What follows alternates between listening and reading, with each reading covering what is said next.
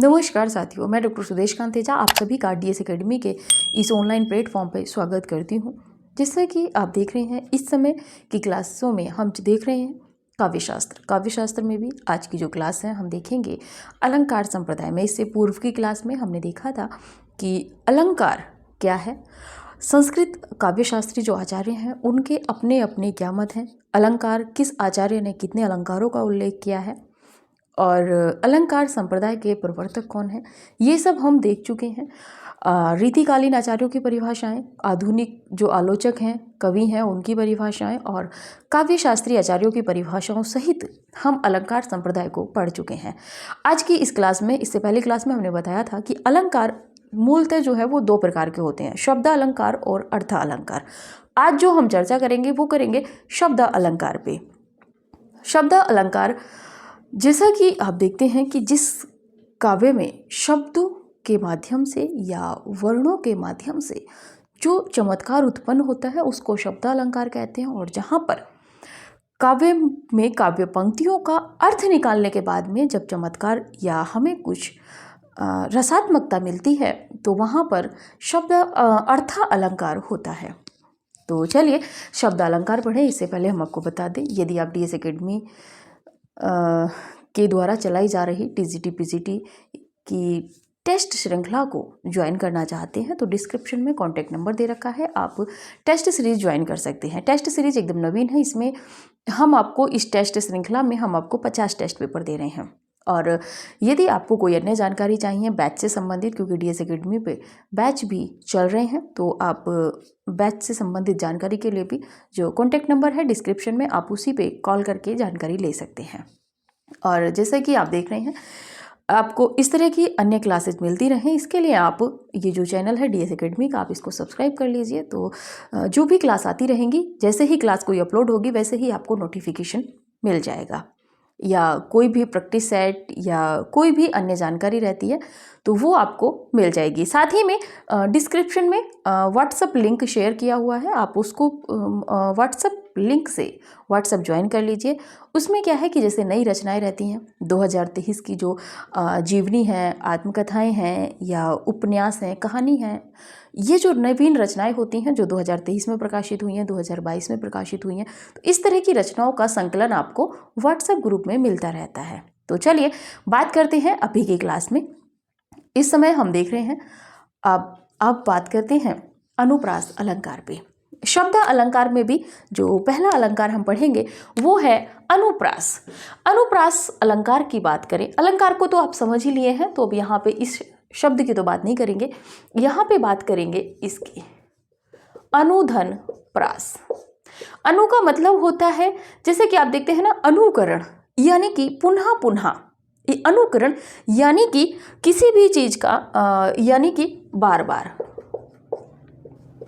बार बार कहते हैं ना कि अनुगामी यानी कि उनके पीछे पीछे चलना, ठीक है। अनुकरण यानी कि उनके जैसा हमने कोई कार्य किया है, आप वैसा ही हमारे किए गए कार्य को पुनः पुनः जब करेंगे तो वो होता है अनु।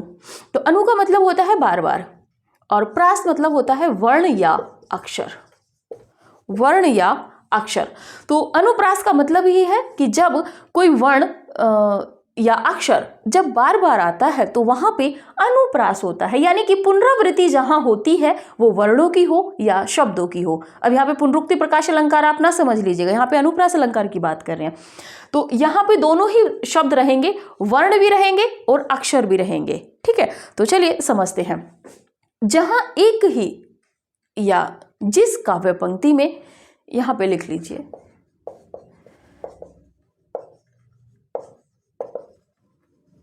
जिस काव्य पंक्ति में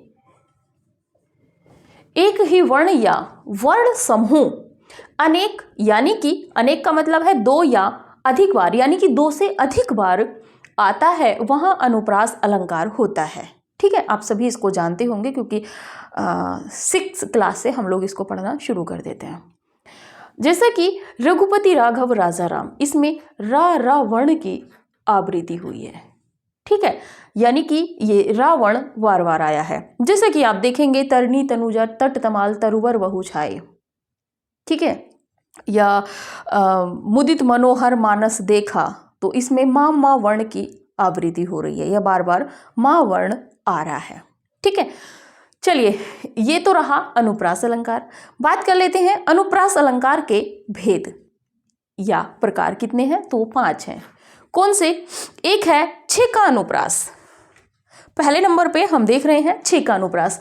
छेका अनुप्रास का मतलब होता है कि चतुर या चालाक। छेक का मतलब ही होता है छेक धन अनुप्रास, अनुधन प्रास। ठीक है, यानी कि छेक छेक के जो वर्ण आएगा, ठीक है, या चालाकी से जो वर्ण आएगा उसको छेक अनुप्रास। यहाँ पे ज्यादातर जो है वो 2 वर्ण या समूह,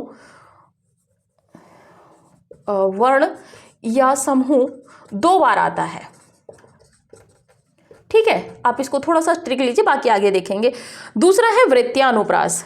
वृत्त्यानुप्रास, इसमें वृत्ति होती है, यानी कि वर्ण या वर्ण समूह की 3 या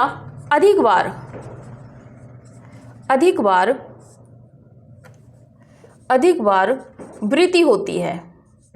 ठीक है, यानी कि वृत्ति अनुप्रास, यानी कि अनेक बार उसकी आवृत्ति होती है, वो बार बार आता है, जैसे कि चारू चंद्र की चंचल किरणें। ठीक है, श्रुत्यानुप्रास, जो सुनने में, यानी कि सुनने का मतलब है कि श्रुत्यानुप्रास में श्रुति यानी कि सुनने का मतलब है कि जैसे हमने कोई मतलब कोई पंक्ति अगर बोली है, तो वो जो हमारा कंठ है, यहाँ से जो उच्चारण स्थान है, जो उस पंक्ति में अधिक से अधिक जो वर्ण है वो एक ही स्थान से उच्चरित होने चाहिए। जैसे कि आपके जीवा से हैं, तालु से हैं, मूर्धन्य वर्ण हैं। ठीक है, वर्णमाला में देखेंगे इनको, तो वहाँ पे एक स्थान से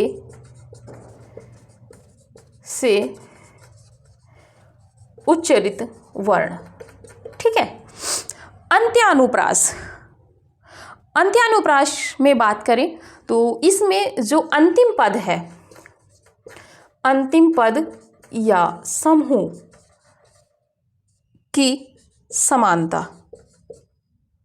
ठीक है, अंत्यानुप्रास में जैसे आप देखेंगे, जय हनुमान ज्ञान गुण सागर, जय कपीस तिहुँ लोक उजागर, तो सागर और उजागर, तो दोनों में एक लय आ रही है।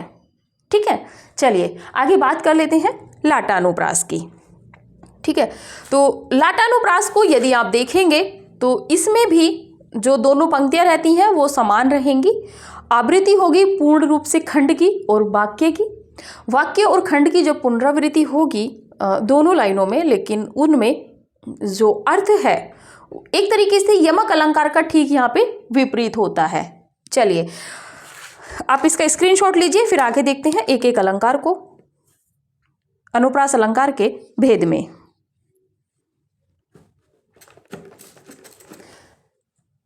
जब आप इसको अच्छे से समझ लेंगे तो फिर आपको इसमें आवश्यकता नहीं पड़ेगी कि किस काव्य में कौन सा अलंकार है। आप उदाहरण आप खुद से निकालिए, कम से कम 5-5, 10-10 उदाहरण जब आप अपने से ढूंढेंगे तब आपके जो भी अलंकार हैं ये तैयार हो जाएंगे, चाहे वो रस है चाहे वो अलंकार हैं। ठीक है, एक पंक्ति में आप सब कुछ खोजने का प्रयास कीजिए, रस भी, अलंकार भी, और आगे जब पढ़ाएंगे छंद तो आप छंद को भी पकड़िएगा। चलिए बात कर लेते हैं छेका अनुप्रास। छेका अनुप्रास अलंकार। छेका अनुप्रास यानी कि छेक का अर्थ होता है चतुर। इस अलंकार में साधारणता में लिखिएगा, इस अलंकार में एक वर्ण या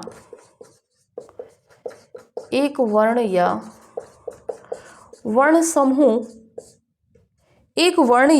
समूह की एक बार आवृत्ति होती है।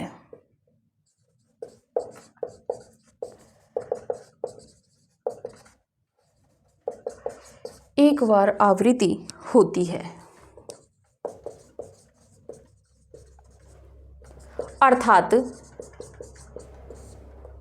होती है, अर्थात वर्ण या वर्ण समूह 2 बार आता है।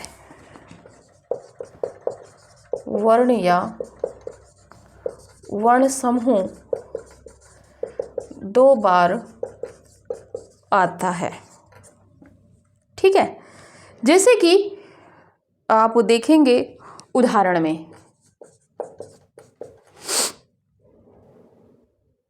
एक मिनट इसमें और लिखिए, इसको छेक अलंकार भी कहा जाता है। इसको छेक अलंकार भी कहा जाता है। देखिए कभी भी प्रश्न बन सकता है और टीजीटी पीजीटी वालों के लिए खास करके। ठीक है,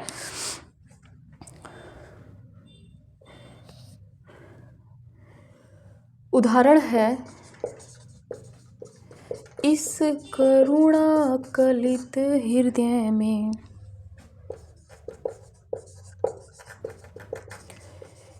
क्यों विकल रागिनी भजती।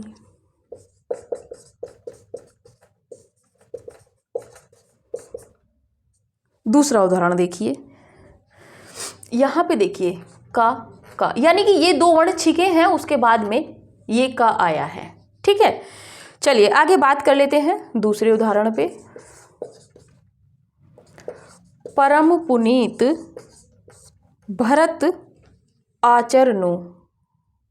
परम पुनीत भरत आचरणु।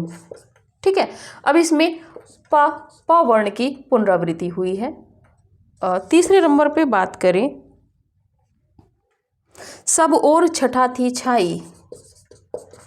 सब और छठा थी छाई, यहाँ पे छा वर्ण की पुनरावृत्ति हुई है। ठीक है, दूसरे नंबर पे बात कर लें आपके वृत्त्यानुप्रास। वृत्त्यानुप्रास में देखें तो जहां एक वर्ण की आवृत्ति जिस काव्य पंक्ति में एक वर्ण की आवृत्ति एक या अनेक बार होती है, वहाँ वृत्त्यानुप्रास अलंकार होता है। ठीक है, जैसे उदाहरण में देखें हम, क्या है उदाहरण में, चारु चंद्र की चंचल किरणें। चारु चंद्र की, अभी इसको एक उदाहरण में और देखेंगे, चंचल किरणें खेल रही थीं,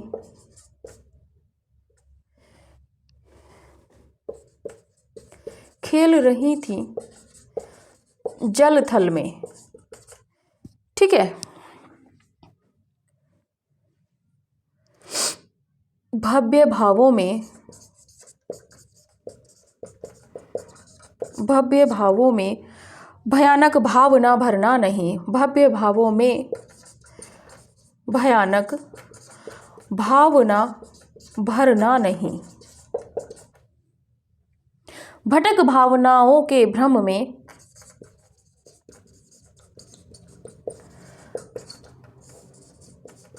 नावों के भ्रम में भीतर ही था भूल रहा।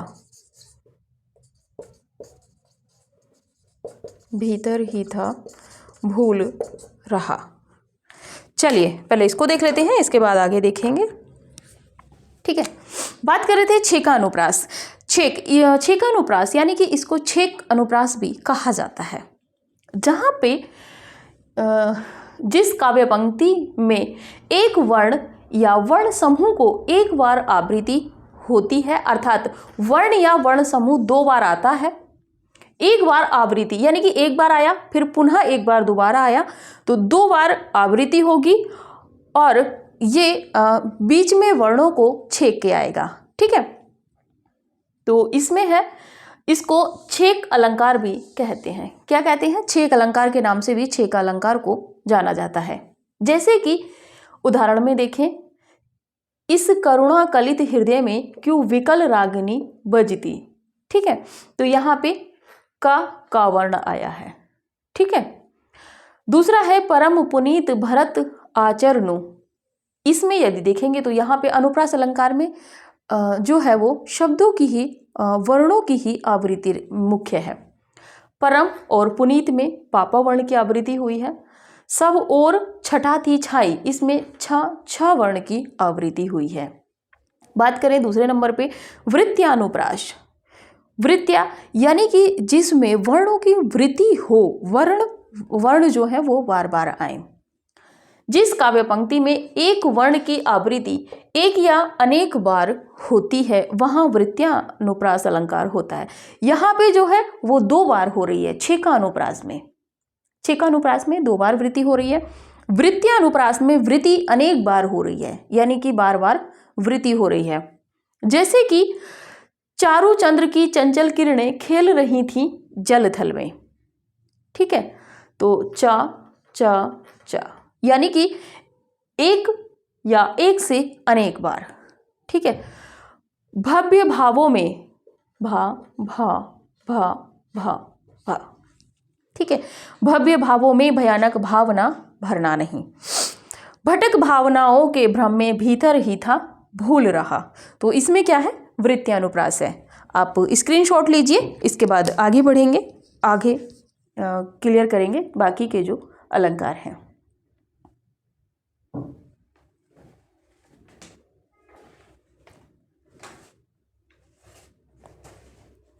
चलिए,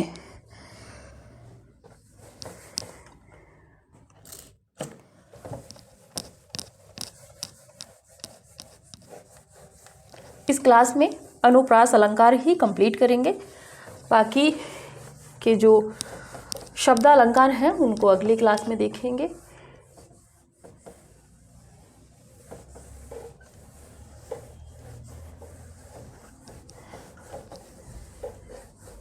अलंकार और रस की ये क्लासेज आप बाकी भी शेयर कर सकते हो, क्योंकि यूपी पुलिस की वैकेंसी वालों के भी पेपर हैं। चलिए बात करते हैं तीसरे नंबर पे श्रुत्यानुप्रास अलंकार। श्रुत्या यानी कि श्रुति यानी कि सुनना। जिस काव्य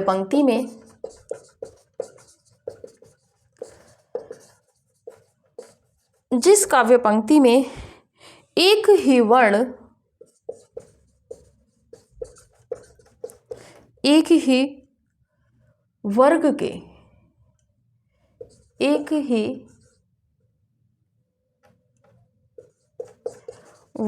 के वर्णों की आवृत्ति या वर्णों की आवृत्ति या एक ही स्थान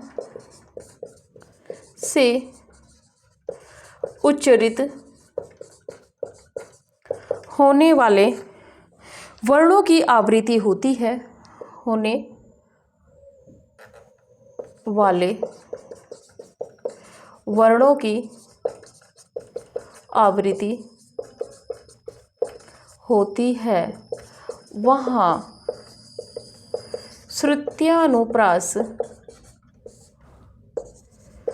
अलंकार होता है। जैसे का वर्ग, चा वर्ग, टा वर्ग, इनका जो उच्चारण स्थान है वहाँ से जो वर्ण निकलेंगे उनका। जैसे कि आप देखेंगे यहाँ पर उदाहरण में, एक ही उदाहरण समझाएंगे, ज़्यादा की ज़रूरत नहीं है आपको। दिनांत था थे दीनानाथ थे दीनानाथ डूबते। दीननाथ थे दीननाथ डूबते। सधेनु आते, सधेनु आते, गृह ग्वाल बाल थे। तो यहाँ पे दा, ना, ता, था, ये जो वर्ण है ये सभी दंत्य वर्ण है। दंत्य जो है इनका उच्चारण स्थान है।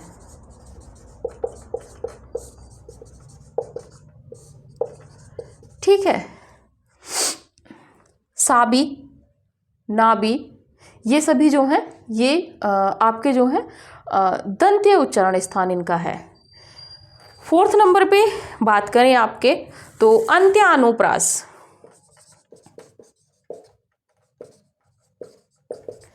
अंत्यानुप्रास अलंकार। अंत्यानुप्रास अलंकार की बात करें जहां पर पद के अंत में जिस काव्य पंक्ति के अंत में तुक मिलती हो वहां अंत्यानुप्रास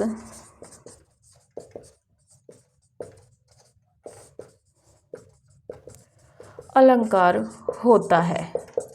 वहां अंत्यानुप्रास अलंकार होता है। इसे तुकांत अलंकार भी कहते हैं। महत्वपूर्ण है, इसे तुकांत यानी कि तुक से जिसका अंत होता हो तुकांत अलंकार भी कहते हैं।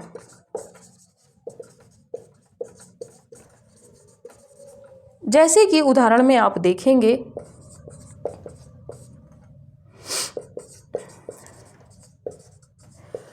रघुकुल रीति सदा चली आई, प्राण जाई पर वचन न जाई। दूसरा उदाहरण आप देखेंगे जय हनुमान ज्ञान गुण सागर, जय हनुमान ज्ञान गुण सागर, जय कपीस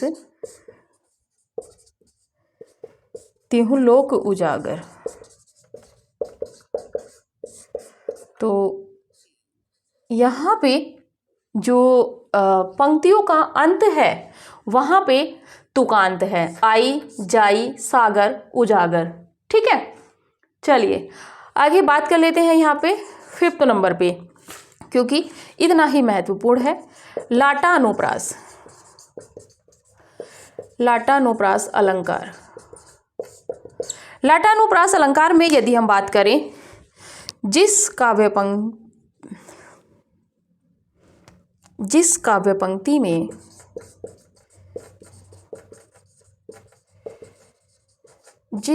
पंक्ति में शब्द या वाक्य खंड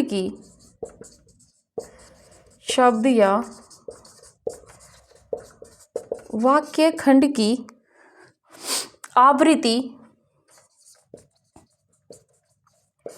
आवृत्ति उसी अर्थ में होती है परंतु उसका भावार्थ बदल जाता है, परंतु उसका भाव के जो अर्थ होते हैं वो बदल जाता है, भावार्थ बदल जाता है, वहाँ लाटानुप्रास अलंकार होता है। वो इस पे ध्यान दीजिएगा अगर आपको दिखाई ना दे स्पष्ट तो। उदाहरण में पहले नंबर पे वही मनुष्य है जो मनुष्य के लिए मरे, मनुष्य के लिए मरे। ठीक है। दूसरा उदाहरण है बहुत महत्वपूर्ण है, आप सभी देखते हैं। पूत सपूत तो क्यों धन संचय, पूत कपूत तो क्यों धन संचय। ठीक है, चलिए देखते हैं आपके अलंकार, अनुप्रास अलंकार आपका समाप्त इसी में। ठीक है, अब पहले स्क्रीनशॉट लीजिए, उसके बाद समझाते हैं।